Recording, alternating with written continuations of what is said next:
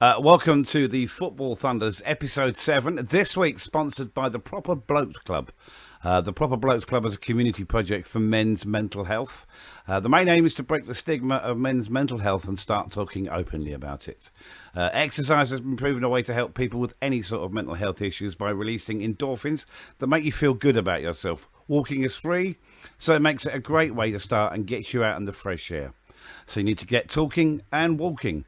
You can join them on one of their walks in Southwark on Thursdays at 6 p.m. and Sunday at 6:30 p.m. Meet by HMS Belfast.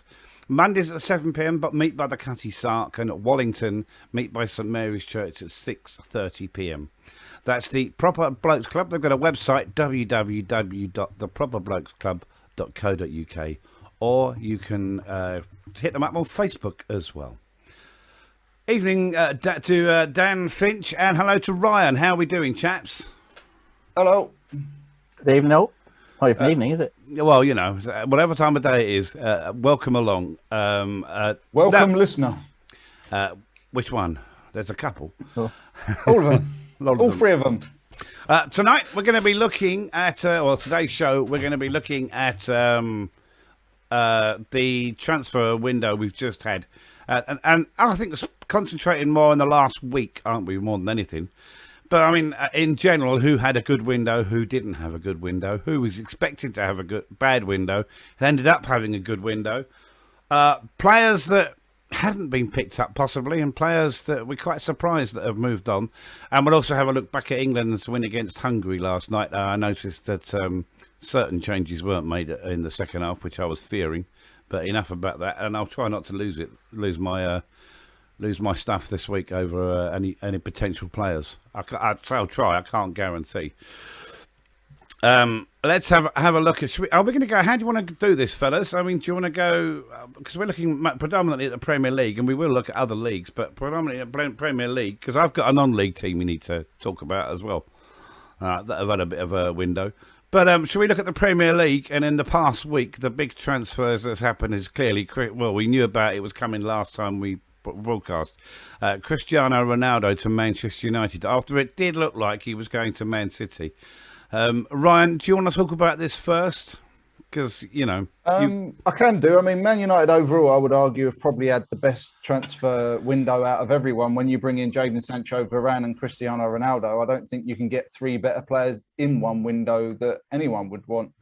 On the Ronaldo deal, I know a lot of Man United fans have gone bananas over this one. I'm not gone bananas over this one because he's obviously not the player that left, not the kid that grew up with us anymore. He's 36. He's a different type of player. I hope he does obviously want him to be successful. Now he's come back, but I'm not expecting him to run up and down the left wing, beat 10 people and smash one into the back of the net. I think he's evolved beyond that now. Yep. Okay. And the defender Varane looks to be an absolute quality signing for me, alongside Harry Maguire. It'll stiffen up the Man United defence no end, won't it? I don't actually know too much about Varane, to be honest, because I haven't followed La Liga that much throughout his time there. But what I did see against Wolves was I saw a lot of leadership, a lot of experience, a lot of understanding of the game, and a willingness to help his teammates out. And if he's doing that on his debut, then he can only be an amazing asset going forwards. Dan, what do you think about Man United's business over the window? Yeah, I think I agree with Ryan. I think Man United's window is probably the best in England, probably in the world, to be fair. I thought Varane was the deal for me. We've been saying, I think we said on a lot of podcasts, you know, the defence needed improvement. And I think Varane alongside Maguire, Shaw and Wan-Bissaka, that's a very strong back four. And Man United's defence wasn't bad last year in general. I think it's just improved it. Yeah, it's just the changes they've made. Dan, do you think that Man United can now mount a challenge for the title, or for the top? Can they mount a challenge, a credible challenge for the title? Because I don't like this. Oh, can they mount a challenge for the Champions League? No, I want to know if a team can mount a challenge for the title. Do you think they can now? Yeah, I mean, as I just said, I am a believer, and I don't know what you and Ryan would say, but I'm a believer of if you defend successfully, you are in every right chance of winning a league title. So as I said, bringing in Varane improves their chance of winning just from that alone. And then you've got Ronaldo who's going to score you 20 goals.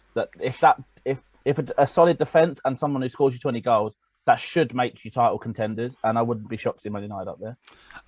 Yeah, I mean, and I think if you look at teams like over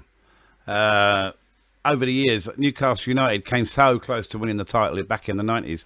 The thing that stopped them was they didn't have a clue defensively. The defence wasn't brilliant. They were superb going forward, but they leaked so many goals. Ryan? I've tipped Man United to finish second before we signed Ronaldo, and I'll tip us to finish second afterwards. I think Ronaldo brings us closer than we have been in the previous seasons to challenging for the title, but I still don't think Man United's central midfield is a title-winning midfield. Oh, yeah. Or looking at, Dan's statement that, you need someone to score you 20 goals a season and you need a good defence. Can we look at quickly Man City, who we think will be up there? Still haven't signed a striker yet, have they, Dan? No, but I think one thing that City have always done well is they spread their goals around the team. They have 3 or 4 players that get 15 goals, and that helps. I think Ferran Torres will probably have a better year with the goals. Kevin De Bruyne will get a handful. Grealish will get a handful. Jesus will get a handful. And when you've got 3-4 players scoring 10, 15 goals, that replaces your 20-goal-a-season striker. Excellent. Let's look at other teams in the Premier League. Spurs brought in Emerson Royal, but the big thing for Spurs clearly is keeping Harry Kane, who said he'll stay for the summer. No guarantees about January, though, is there? No, and I don't think he'll go in January, but I think we've covered that to death already, but I can't see him going in a hurry. Emerson Royal, I will admit, I know absolutely nothing about. I know Tottenham spent a lot of time dealing with the Harry Kane, but I think that this window is another one which has just floated past Tottenham, sadly for them. They've not really improved their squad. Even on transfer deadline day, you sign a right back that kind of plays back up to your 2 options, Tanganga and Doherty. I don't think they're going to be in European competition next season. Can we? I wouldn't say they haven't done any bit of business. I think Brian Gill's a decent young player who's replaced Lamela, who was always a bit touch and go. Romero's come in, and I think he's a massive improvement on Eric Dier. I mean, let's be honest, Dyer, whatever you want to call him. I think that's a big improvement. But yeah, no, overall they've not done too much. Looking at clubs that possibly needed to spend a bit of money to improve, let's look at Arsenal's window. They brought in this window Ben White, Odegaard, Ramsdale, Lokonga, Tavares, Bereth from Fulham, and Tomiyasu from Bologna. They've laid out, he splashed out a fair amount of money. Has he got a good return for that as Mikel Arteta? The results, Dan, do you want to go with that one first? Yeah, I think what Arsenal were trying to do, and they've changed their philosophy of transfers. They've spent a lot of time signing older players that are being let go or not wanted by other big clubs. Willian, David Luiz, blah, blah, blah. Alexis Sanchez was the same, Mesut Ozil. So what they're trying to do is transition to younger players that they think have potential. And I don't, as much as I want to laugh at them, I don't think this season is when we judge this window. I think it's 2 years' time, next year maybe, when we can turn around and say, right, Ben White was successful, when Aaron Ramsdale's in goal, when Lokonga is starting every game, Tavares is their left back. I think that's what they're moving towards. It's a more longer-term solution they've gone with here. Right? When they tried short-term and they were bringing in Willian and David Luiz, it wasn't working. So fair play to them. If they have switched it, I'm not sure if it is them switching their technique or if it's desperation, but one or the other. Ryan, what do you think of Arsenal? The only one I think we can judge is Martin Odegaard, that they've signed permanently now, because obviously they had him last season. But if the stats I've read are correct, he assisted 2, scored 1 for the whole time he was there. That's not good enough. And when they signed him permanently, I was a bit perplexed as to why, because he didn't set the world on fire for me. He's not been an outstanding player. And as we've talked about, the English kids that they've brought into the squad, like Smith Rowe and Saka, have performed better than anyone they seem to have brought in from other clubs. Okay. moving on to Villa, who got the £100 million for Jack Grealish from Man City and spent it almost. Well, they'd already started spending it before they'd actually got it. Buendia from Norwich, Danny Ings from Southampton, Leon Bailey. Though that trio there, £100 million worth. They've also added Ashley Young on a free. Axel Twanzebe, a Man United player on loan, and Caleb Chukwuemeka from Northampton at 300,000, a player they're looking to the future. They released a hell of a load of players, younger players. The only one really that Tom Heaton's gone to Man United on the keeper on loan, but got the 100 million in and invested it wisely. Are they in a better position? I think possibly they are, and I'll tell you why, because they're not centred around one man. They've bought some good players. Danny Ings, they've got the goal scorer that's going to get them them goals. They've got a half decent defence with Ezri Konsa and Tyrone Mings, haven't they? And a couple of youngsters, and also, but they spent that £100 million. They haven't just walloped it out on just one player, and they've improved the squad and the first team at the same time. Dan, what do you think? Yeah, I mean, I'm totally agreement. I think I don't want to say pleased, but whatever the term is, impressed, I guess, with their business. They sold Grealish. They replaced Grealish with two players, effectively, with Bailey and Buendia.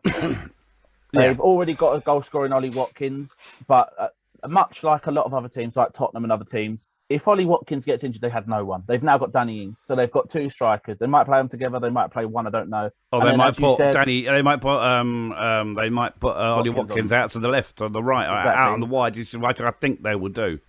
And then obviously we were talking about how good Man United centre backs and how good the defence had to be. To have Tuanzebe as your protection if Mings or Konsa both get injured, that good business. Ashley Young, former Villa player, can play left back, right back, vastly experienced. Options, probably going to be vice captain, I'm assuming. I think their window has been fantastic. Personally. A lot of experience on that pitch for Villa as well by bringing in someone like Ashley Young. It's his second spell at the club. Now, Brentford, so far, I mean, they've had a great start to the season, especially, well, I mean, at the moment, we look at the Arsenal, think, yeah, it's no big deal. They've beaten Arsenal. But they brought in Aja Onyeka, Visa and Pert Harris. So they've not pushed the boat out. They've improved. But you were impressed, weren't you, Dan, that they were a good footballing side anyway, and they've been building towards the Premier League for a few years. Yeah, I mean, that's the thing we were saying at the previous podcast. They're a side that have played good football and managed to replace what they lose and replenish quite quickly. They lost Ben Rama and they've still managed to come up. Onyeka, I think, is injured at the minute, but Christopher Ajar has been someone that I've been a big fan of for a while. The other one I quite like from Chelsea called Miles Peart-Harris. I'm not sure how much we'll see of him this year, but I think that's good business for the future for Brentford. I'm intrigued by Brentford to see what they can get up to. I think they'll stay up because that style of football, as you said, it looked Premier League ready. I think Pete, you'll agree that when Charlton were in the league, you could watch a team at the top of the Championship and you could see where they were going to make that step to the Premier League. Yeah. And you could see the team would go up and maybe struggle. Brentford looked a class above of everyone else. I remember us watching Cardiff thinking, if you go up, you're not going to be fantastic. Yeah. When we played Brentford even 2 years ago when they missed out in the playoffs, they looked Premier League ready then. Yeah. And obviously they lost the playoff final. They were that much. They looked it. They were a cut above your average. They were way above your a good. They were better than a good Championship side, and they just seemed to have technically speaking as well. They had players with technique. They and half of it is having the desire and the team spirit that I've seen so many times. You need that, but you need that. That's not enough. You need the ability as well and the technique. As you look at Sheffield United. First season they were up, they had that first good season. There was a bit, the technique was there, it wasn't 100%. But the other thing there was the team spirit. And once once things started to happen behind the scenes, that team spirit drained away, and that was that little percentage they needed to stay up, and it went. And you look at them now, and down the bottom of the Championship, and you start fearing for them. Ryan, I think the thing that suits them very well is, as we've talked about their business model in the past, everything they do is very considered. So every signing they make is very considered. So they haven't gone bananas and gone, right, we're in the Premier League, we're going to sign a bunch of old superstars that are going to light up the world for a season or whatever. They've stuck to the model that they've got. So hopefully their signings, although they haven't made too many, should stand them instead going forwards. Brighton really didn't spend a lot. They spent around about £33.5 million. I don't think they've done enough, really. What do you think about Brighton? Mwepo, Mitoma, and Sherpen are the ones that stand out. And there's Cucurella. Yeah. Cucurella. Yeah. They still need someone to be banging in 20 goals a season. That's the one thing they lack, isn't it, really? They've got Mopai, who will score goals for them. He's not going to get you 20, is he? I don't think. They might need someone else around. I mean, he'll get you a decent amount, but as you said, he needs someone a bit more. I think that's they signed Jeremy Samiento, who actually came through Charlton's academy, so we'll claim that one. Who I don't know if he started for them, and Abdullah Sima, who they signed quite late on from Slavia Prague. Yeah, had a good record for goals coming off the side in what country? Slavia Prague in Switzerland? No, Czech Republic. Czech Republic. Yeah. At the moment there, so they'll be hoping that he'll get in as well. And I think they also brought in a Japanese winger as well, but I don't know a lot about him. Karol Mitoma from Kawasaki Frontal for an undisclosed fee. I don't like undisclosed fee. He's scored 21 goals in 40 games. In the Japanese league, yeah. Burnley, Wayne Hennessy on a free as cover because Tom Heaton's gone out. Nathan Collins for 12 million. Maxwell Cornet from Lyon for 15. Aaron Lennon as a free. Connor Roberts as defender at 5 million. It's a good little bit of business, that Connor Roberts, isn't it, for Burnley? Connor Roberts. International. For 2.5 million pounds is what Sky Sports are reporting. And he's a Welsh international. Mind you, having said that, Chris Gunter's a Welsh international, so I mean it could mean anything. Precisely. Really. Maxwell Cornet, I guess, is someone that I don't know a lot about recently, but used to be tipped for quite good things. He was a left back for Lyon, but I think Burnley plan to play him a little bit forward. But it's the most Burnley transfer window ever, isn't it? You bring in a few players to the Championship, one foreigner, spend too much, go for it. Ryan, what do you think of Burnley's business? I think they've done some good, solid business. I'm quite a fan of Nathan Collins as well. I think he's a good young prospect. He's done all right at Stoke, so it's time to take the step up and replace Ben Gibson, who's gone to Norwich, which was a bit of a surprise because I remember Ben Gibson being rated quite highly when he was at Middlesbrough and then disappeared as soon as he moved to Burnley. So hopefully he works out as well at his new club. But I think it's typical Burnley, like Dan said. It's solid business in a transfer window to keep them up. Chelsea spent 98 million. And you'll say, well, how can they afford that? Well, simple. They sold Tammy Abraham for 34, Kurt Zuma for 30, Tomori for 25, Gui for 18 million pounds, Zappacosta for 8, Livramento's gone for 5, Victor Moses 4.5. It all adds up. That's about 130 million pounds worth they've got in, and they've got, as well as Lukaku.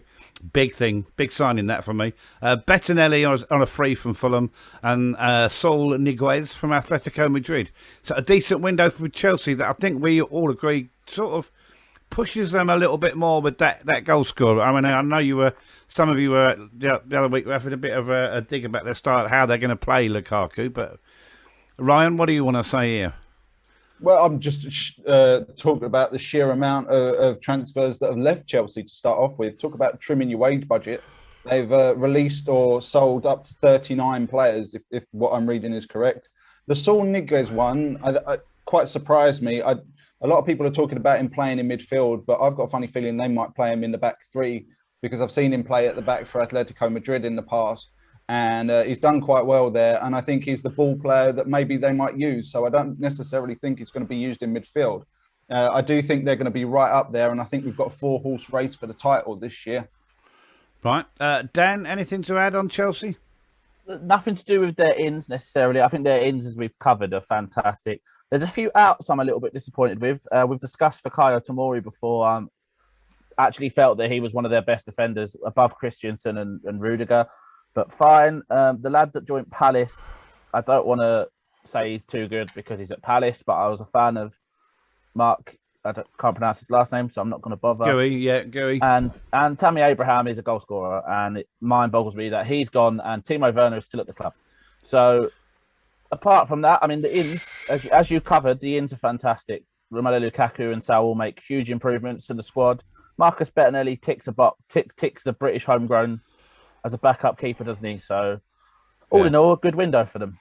All right, Crystal Palace. Well, Conor Gallagher on loan from Chelsea has had an impact already. A couple of goals at the weekend.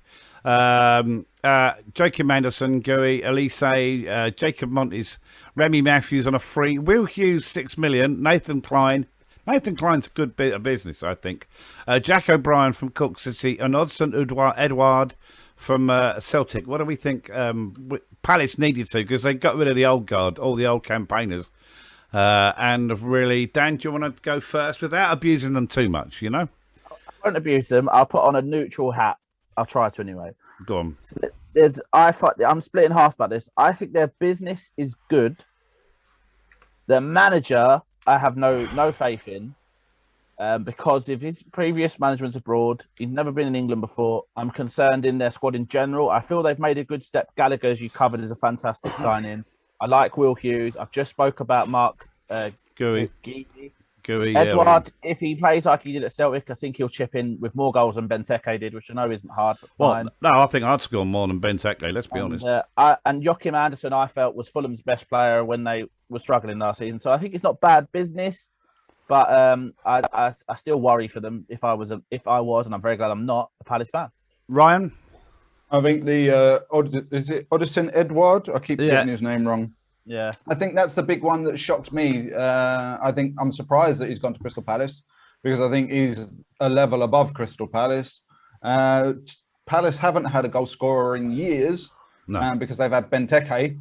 I think with Eze and Wilfried Zaha feeding Edward, I think that could be quite interesting. I'm still tipping them to go down, but I think they might make a bit more of a fight with it than they did beforehand, before they signed Edward.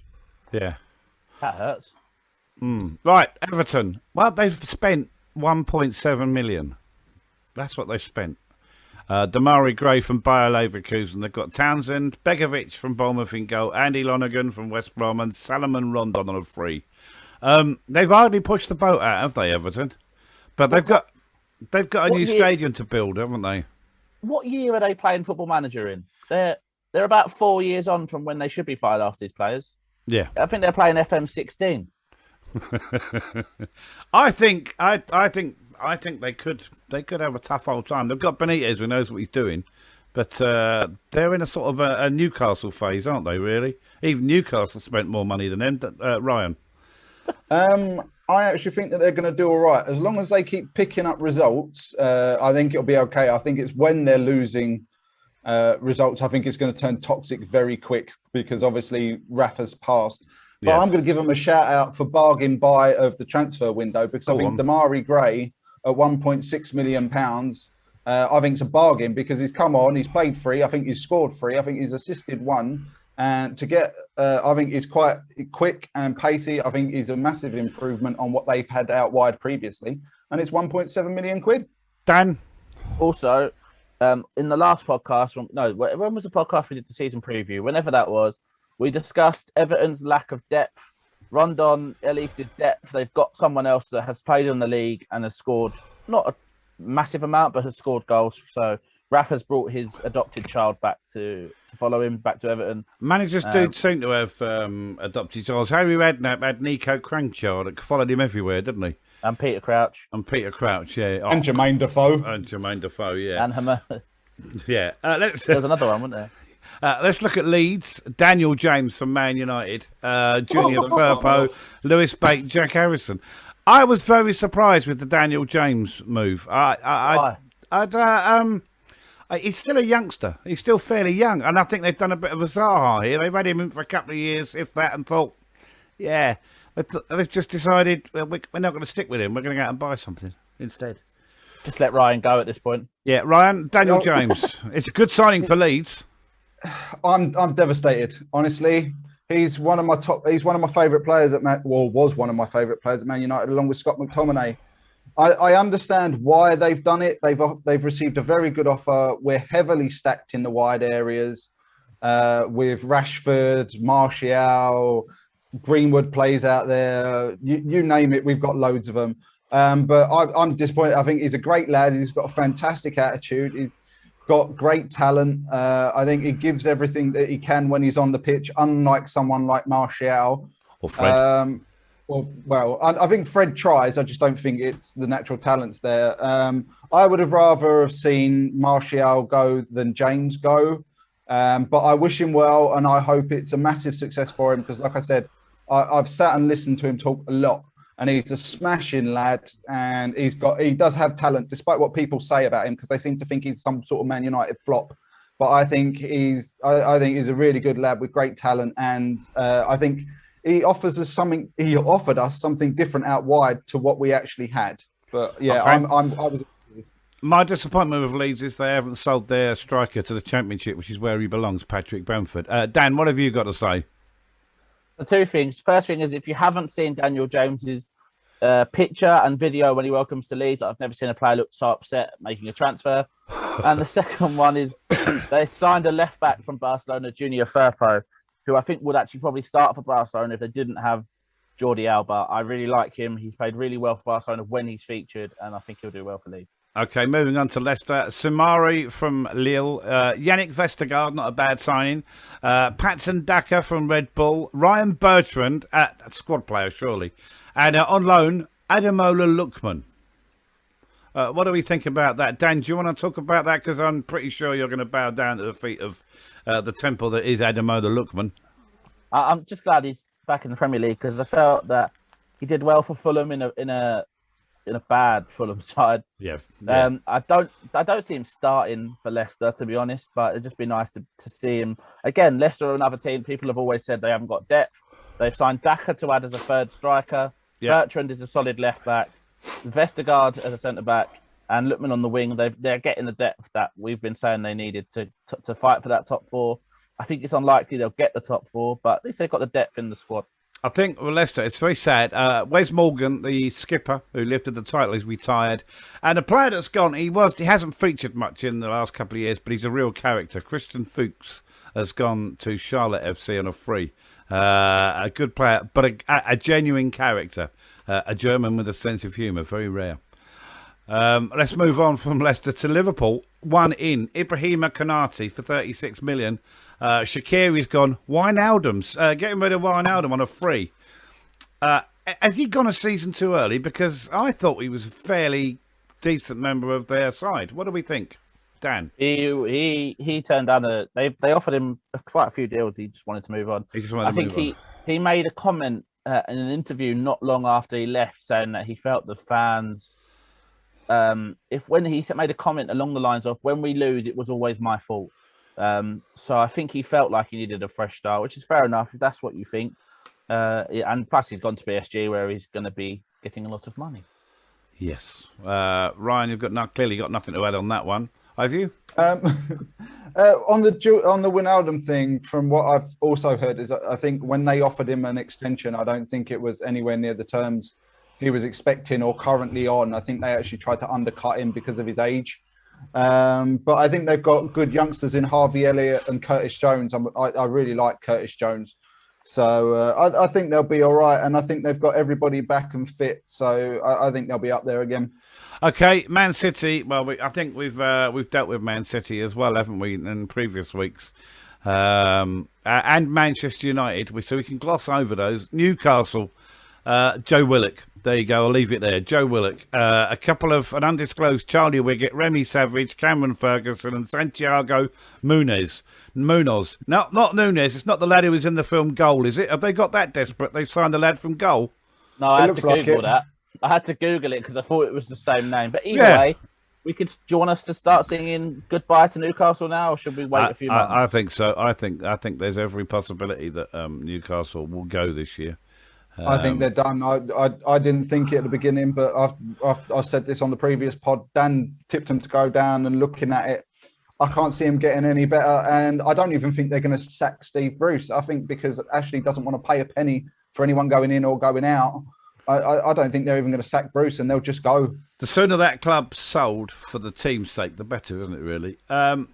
Norwich got in £40 million for Bonida, and they've spent it on Christos Zolis from POAK, Rashika from Werder Bremen, Billy Gilmore on loan, Josh Sargent, Ben Gibson, Angus Gunn. They've bought a lot of players in. They've built a squad. Have they improved the first team? And that's the key thing from them from the last time they were in the Premier League. Ryan, I don't think they have. Really like their business. I actually think they have. They've signed a really talented goalkeeper in Angus Gunn. I think he's a very good goalkeeper. They've got Brandon Williams from Man United, who's a very good fullback. He's quite tenacious and quite feisty. I think that'll do well. They've got Kabak, who I believe was on loan at Liverpool last year as a centre half. They've tried to resurrect Ben Gibson's career as well. And they've signed Billy Gilmore, who we've seen at Chelsea is a real talent. So I quite like it. I think they've got a nice, decent squad with decent strength. I still don't think it'll keep them up. But no, I don't think they'll stay up. I still think they're going down. Southampton have not impressed me, really. Adam Armstrong, 15 million. Livramento, Thierry Small from Everton, Daniel Simeon from Chelsea, and Broja, Theo Walcott on a free. Southampton's it's the out is the big one for me. What are you tittering about? I don't like tittering. Don't like any coach. Yeah, Walcott, Premier League footballer. Yes, discuss. Their business, because their big problem is they've lost Danny Ings, and they're taking a gamble on Adam Armstrong, haven't they? Really, they've lost 20 goals a season from Danny Ings and a quality striker, and have replaced them with a gamble. Yes, agree or not? Yeah, no, I agree. And my other concern is, I know Michael Obafemi wasn't necessarily like a goal-scoring striker, but did a job for them. They sold him as well on the last day of the window. I want to say to Swansea, and it's left their strike force of Shay Adams, Adam Armstrong, and Shane Long. That's not good enough. That's just not going to score your goals, is it? No. I genuinely believe they could struggle without Danny Ings' goals. I think it's going to make life really tough for them. I don't think they're going to replace those goals very easily. And I think it might be interesting to sit down in October and go through who's going where, and look at what we predicted. Ryan? I'm actually going to stick up for Adam Armstrong. I reckon he'll do all right at Southampton. They play decent football. He's a good finisher. He always has been since a kid. He was highly rated at Newcastle and he's moved about a bit. I reckon he'll get them 15 goals this year, and I reckon he'll keep them up. Okay. If he stays fit. Spurs, big thing, keeping hold of your man Kane, Christian Romero, Brian Gillini, and Emerson Royal. We really spoke about for Spurs, haven't we? I think. Yeah. Yep. Watford. Wow, Watford. Troy Deeney's gone to Birmingham on a freebie. Birmingham. They've lost Will Hughes, but they've signed Danny Rose, Josh King. They've just signed a hat full of players. No one really stands out. They've signed a lot of players, I think. But have they done enough to stay up this season? Dan's rocking backwards and forwards, and I suspect he's going to give his verdict now. So I predicted them not to stay up, just because their business was a lot of unknown for me. Emmanuel Dennis, who scored on the opening game, I don't know a lot about. We discussed Danny Rose, Josh King at the beginning of the season. Musa Sissoko is a bizarre signing. I wouldn't touch him regardless. But I genuinely think Watford's season comes down to how good Ismaila Sarr produces. If Ismaila Sarr produces, Watford stay up, in my opinion. But okay. Yeah, the transfer window wasn't great, in my opinion, for them. I think they've had a terrible window, and I think they're going straight down again. I said that before. West Ham have lost Felipe Anderson, Balbuena, and a few others, but they brought in Vlasic and Areola. They've got some... And Kral from Spartak Moscow, Kurt Zuma. There's some decent signings there, isn't there, for West Ham? Do we think? Yeah, I think West Ham have really improved their squad.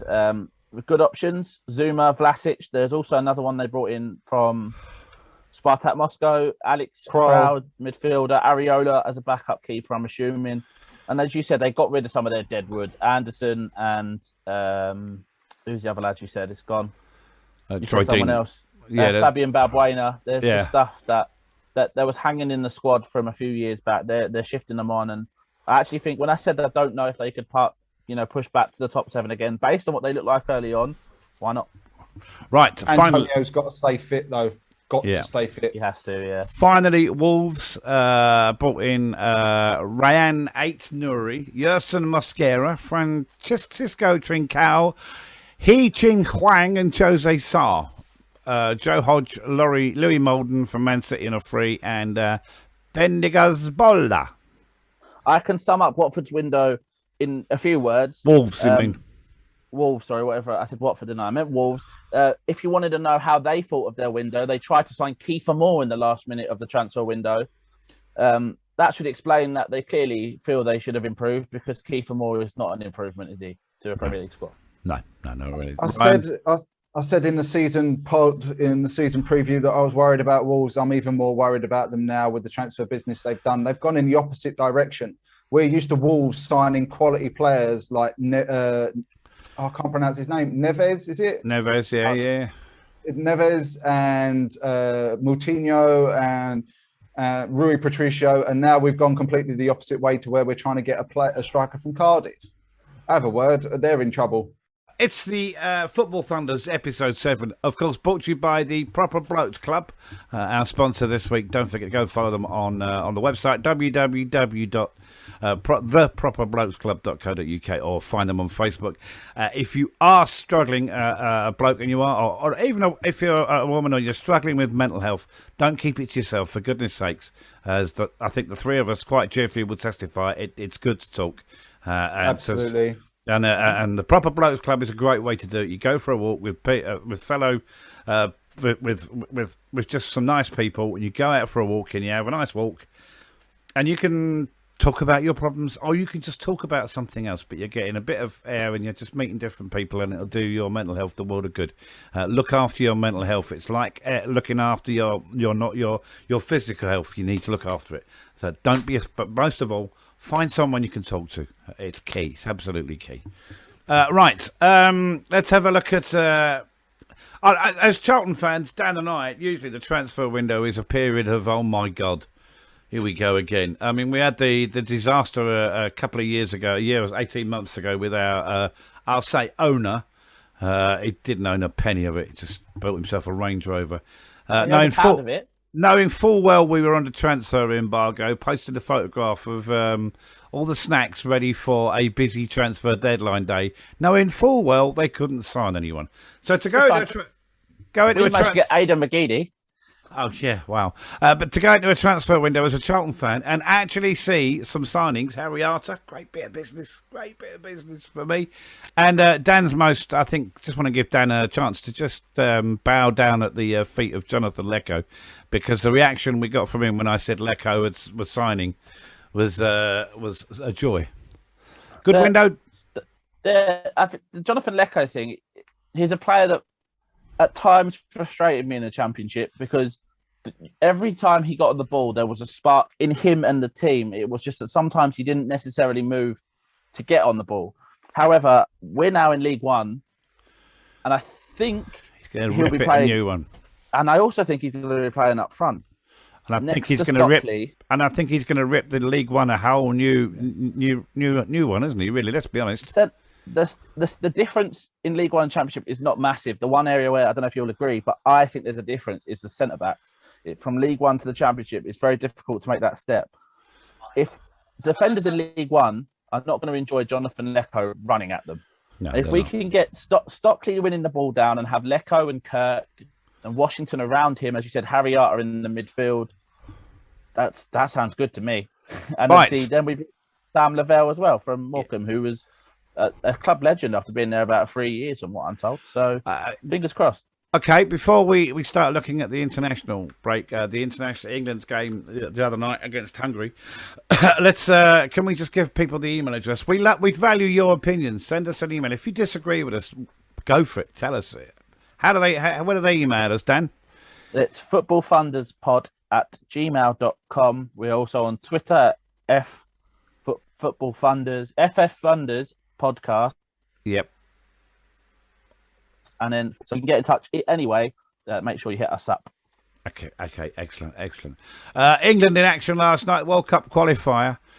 I'd forgotten we'd already played some qualifiers already, haven't we? Well, half time was 0-0, and you're thinking, oh, it's England, here we go again. It's going to be a sneaky 1-0, 4-0, and a good second half performance from England. Who wants to open up on this one first? Dan? Yeah, I just to say it was 4-0, but Harry Kane missed about 3 sitters, so arguably should have been more. I actually do want to let Ryan make a comment that he made to me before I come back to him. So I'll let Ryan make the comment he made to me about what happens at half time with England. So I'll let him do that. Come on then, Ryan. What happens at half time at England? Well, no, me and Dan were talking about this last night when the game was going on. And my curiosity is surrounding Gareth Southgate's tactics. Are his tactics to bore us to death and the opposition to death and then unleash the team at half time? I'll tell you what. Right, okay. This is my theory. Keep it tight at the back. Don't concede anything. But if you watch when England won the Rugby World Cup, I know it's a different sport, but England would do they were boring to watch. And they wouldn't play the expansive rugby until they were in a position to do so. So they would win all the penalties, and Johnny Williamson would kick the goals. And he would kick goal after point after point after point, and we bore the life out of them. And then the last 20 minutes with a 10, 20-point lead, we'd open up on them. Is it the same thing? Is Dan? I said to Ryan, my comeback when he asked me that is to think Gareth Southgate's a reactional manager. So he sets his team up, they play 45 minutes, they look at what the opponent does, and then at half-time, he gets in with his assistant, which is Steve Holland. Yeah, Steve Holland, yeah. And there's a new guy, Chris Powell, and the new guy that replaced Graham Jones, and I can't remember his name. They get in, they look at what they could change towards the first half. They go in, they say to the boys, this is what we're doing in the second half. And 9 times out of 10, in the most, barring the final against Italy and obviously the game in Ukraine when it was already won pretty much at half time, he makes the changes, and that seems to be like today. It happened, I think, against Poland at Wembley too, where Harry Kane scored 2 in the second half. We just kind of come on and it changed the game. And so the first half, keep it tight, don't concede any. If we can nick a goal, brilliant. But let's assess and then come in at half time. Then we'll change things around and then we'll rip the living daylights out of these people. Pretty much what happened yesterday. Ryan's not happy with that. Just before Ryan makes his comment, sorry, Ryan, I just want to say there's a lot of people just saying, "Oh, we're beating Hungary 4-0." Was it matter? Hungary had a great Euros. They had a great Euros. Had beaten Portugal twice in qualifiers to get to that Euros with the same squad. Yeah. So I think credit won't be given to the English team and the tactics, but I think it should do when you think that they've taken Portugal to 2 wins and a draw at the Euros and held France and Germany. And to only lose 4-0 yesterday, despite not playing Loic Nego, I think that's going some. Ryan. I don't know. Maybe it's just me because I was brought up on football under the Alex Ferguson era of basically, there you go, play football, attack, attack, attack. You can't do that. Well, no, like I said, maybe that's me. Maybe I'm just like, my interest in football is just direct, fast attacking football. And with England, all you see is sideways, forward, back, sideways, sideways, sideways, forwards, back.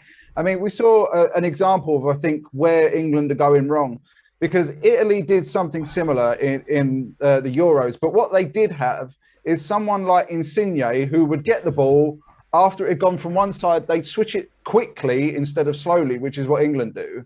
And they'd switch it quickly, give it to Insigne, and then he'd be like, right, I'm going to have the defence. And then he'd beat 2 people and knock one in the top corner. It just frustrates me because we have the talent to do that. Sorry, did you see the goals? Did you not see the goals England scored? I did. Ball out wide to Grealish. Grealish does the work. Brilliant ball out. Second half. Yeah, exactly. That's what I'm talking about. Yeah, and Dan's, that's what I'm talking about. And you're coming from, as you said, a diet of Man United where it's attack, attack, attack, attack.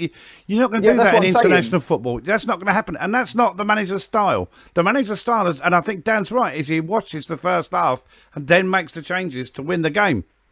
But I think what Ryan says is true. We have the players that we probably could go early on, and make the break, which is not always great. I think. But as you said, Hungary are not a bad side, and they love a counter attack. You go bombing at them in the first half, they're going to hit you on the counter, aren't they? But surely for me anyway. That's the reason I would say why he plays the two defensive midfielders. No, why he plays Phillips and Rice for that defensive covering. So you can send, as much as I don't want Kyle Walker at right back in an England team. I'd much prefer Trent or Aaron Wan-Bissaka, but Wan-Bissaka's going to go play for Congo now, so good luck to him. But you have Shaw and the right back, whoever you choose to push on. You have the 4 players back that can still hold a line. And because the most annoying thing for me is Harry Kane drops deep. That's what he likes to do. Yeah.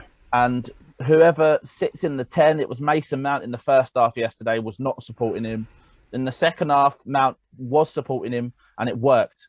Why can't we do that from the start every now and then? So I do get Ryan's point, but we know what Southgate does. He does wait and change things when he thinks it's ready. Ryan. So I don't want to push him too hard. I was going to say, all I'm going to say is like during the first half, Mason Mount was joining Luke Shaw and Grealish out on the left. We were completely lopsided. We were just moving from one side of the pitch to the other. We've got players capable of moments of genius. So is it another case of these players in the first half are being coached too much, and someone needs to take a little bit of initiative and see an opportunity and take it? I think you've got to take into the tactics are there, but you also need to take into some of these players are young and don't have the experience. And as they get better, and I think Roy Keane, who I don't think should be commentating on, making comments on international games because he walked out on his nation. But Roy Keane did make a point that they're not seeing some of the early balls and it's just down to their lack of experience. And that will come. The last Euros, they'll have learned a huge amount from the Euros. They'll have learned a lot from the game against Hungary. It's a work in progress. And there are some very inexperienced players in that England team. Patrick Bamford. And let's not go there. I mean, no, don't. I thought at one stage, I saw Jordan Henderson standing up to come on, and I thought it was Bamford, and I was starting to hurl things at the telly. I wasn't impressed. You'll play Sunday. It's Andorra. I could play against Andorra, let's be honest. It's San Marino. Is it San Marino? I thought it was Andorra. It doesn't matter. Andorra, San Marino, anyone like that. Why would we... No. Why is Mason Greenwood is 10 times the player that Bamford is. Where is Mason Greenwood? Still being told up. I think we discussed this. I don't want to go too much into it, but I think he's still in Gareth Southgate's bad books for his 2 antics. No. He was going to be in the Euro squad, but he was injured. They arrested him for the, So he considered him, and Bamford was nowhere near. Suddenly, Bamford's number 1. I'm not having it, no. Ryan, what do you think? Well, as a Man United fan, I'm quite happy with the way they're treating Greenwood at the moment, because it means he gets a bit of a break. We saw what happened to Michael Owen. They played him to death in his younger years. He got a couple of injuries and he was never the same player again. Don't want that happening to Mason Greenwood. I just think personally from England, it frustrates me that we've got so much individual talent in that team. And I just think we should be moving the ball quicker and maybe being a little bit braver as the game wears on. And also, I think their goalkeeper chucked 2 in the net. Yeah, Harry Kane missed a couple. Ryan, you were quite scathing about one player in particular, Ryan Sterling. I'll just put this out there. Yeah. Raheem Sterling. I will just say here and now, who scored the most goals at the Euros for England? Right, but let me make my point, because I think Dan agrees with me on this one. I think Sterling is overrated. I think he's a one-dimensional player. I think he turns over possession too much because he drives down blind alleys and he loses the ball. He gets tackled. His crossing isn't fantastic. His passing isn't particularly spectacular. But what I will say in defense of Raheem Sterling is what Guardiola has managed to coach into him so well is the ability to find space in the box and be proficient. And that's why he's there. I personally don't think he gets into the England squad on the way he does now if he doesn't get his move to Manchester City, because I don't think he'd be coached that way under Jurgen Klopp. But that's a hell of a shout. I will give Guardiola and Sterling credit for coaching and learning to be as proficient in the box as he is. I think you're underplaying Jurgen Klopp's coaching abilities, Dan. I think if Sterling plays under Jurgen Klopp, Sterling plays through the middle rather than the role he plays for City, because I think personally for England, Raheem Sterling's best position is actually tucked in behind Kane, so that he can make the runs into the box. Ryan's shaking his head, but for me, I think we've got better options to play on the wing the way that we seem to want to play the wingers. I'd rather have Sancho on the right, running at players and putting crosses in, because that's not Sterling's game. Sterling's He doesn't game like for England, Sancho, though, does he? No, but I'm just saying, if I'm in charge, this is why I said I'd play Sterling just off Kane, because that's where Sterling buzzes around for City and does well. We put him as a natural winger with England, and he doesn't do as well. It's something that happens when players go to internationals. They end up playing in positions that they don't normally play in. I'll give you Paul Scholes playing, and when we had Sven-Göran Eriksson, and he just wanted to get Lampard, Gerrard, and Scholes in the same team. Should have built the team around Scholes. Instead, he's lumped Scholes out on the left. Shocking, scandalous, and a disgrace. One more thing on Sterling. I actually don't think he's overrated. So I have a different opinion to Ryan. Yeah. I'm a big fan of Sterling. As I said, I just don't think England play him correctly.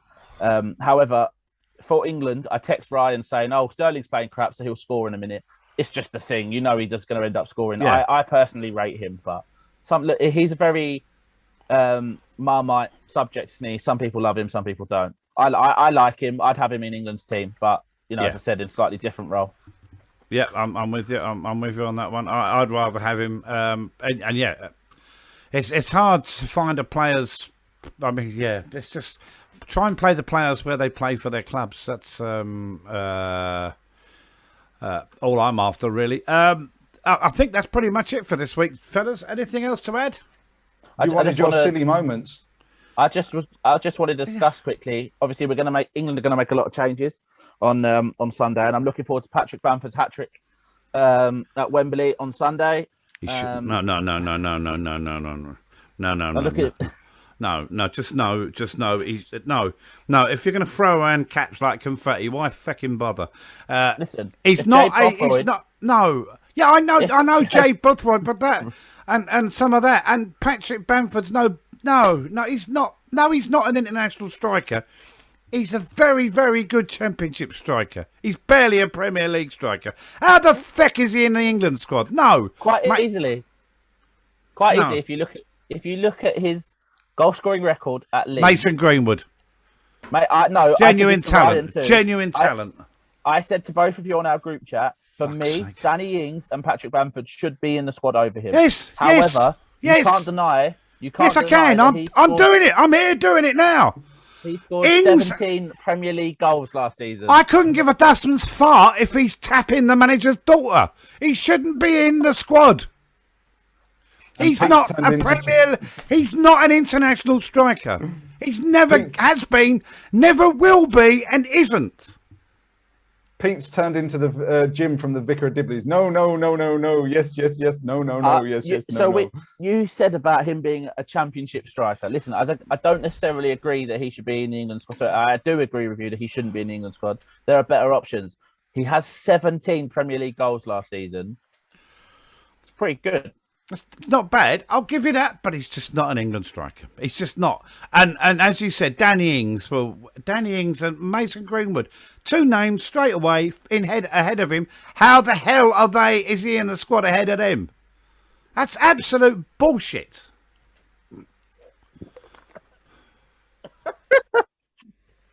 That was great. Enjoyed that. Yeah. But no, in all fairness, he will definitely play on Sunday. Is this something you're going to bring up every week? You're just going to say the word Bamford and I'm going to explode. Is that what you expect to happen? Yeah, it's worked so far. Good. We won't go on to the FIFA rankings then, because I really will do my rag. I think we're fourth, by the way. Yeah, don't give me that. What? We've got semi-final of the World Cup. Yeah. Can you imagine what he's going to be like if Bamford scores?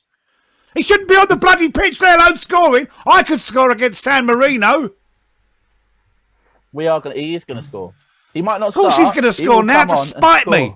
Just to spite me, he's going to score, the little shit. While we're talking about England, can we agree on one thing, that Harry Kane is playing way too deep? He's always done that, though. He's always comes deep. I think it's what I it's just the way he plays. I don't want him to do it. I'd want him to stay up, but he always does that. You watch him in Tottenham games.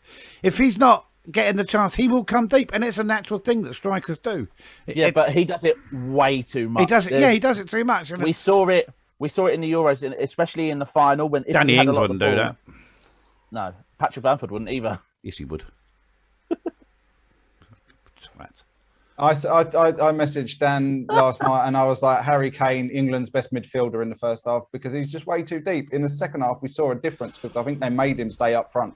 But I think he's being wasted. I think it will put. We're too negative in first half of games. I don't like it. Jonathan Lecco will be in the England squad next year and we can all celebrate. Yeah, dream on. Listen. Along with Ademola Lookman, yeah? Yeah. He's Nigerian, it's fine. Look out on social media for what we're up to next week. We'll let you know what we're doing next week. Bamford watch is probably what we're doing next week, knowing you two. Just Bamford. Okay, don't forget, we'll be back next week. Look out for us on social media. Next week, we'll definitely be looking at our some embarrassing stories at football. That's one thing, but keep your eyes peeled on social media. And don't forget, if you're suffering from mental health problems, just talk to a friend.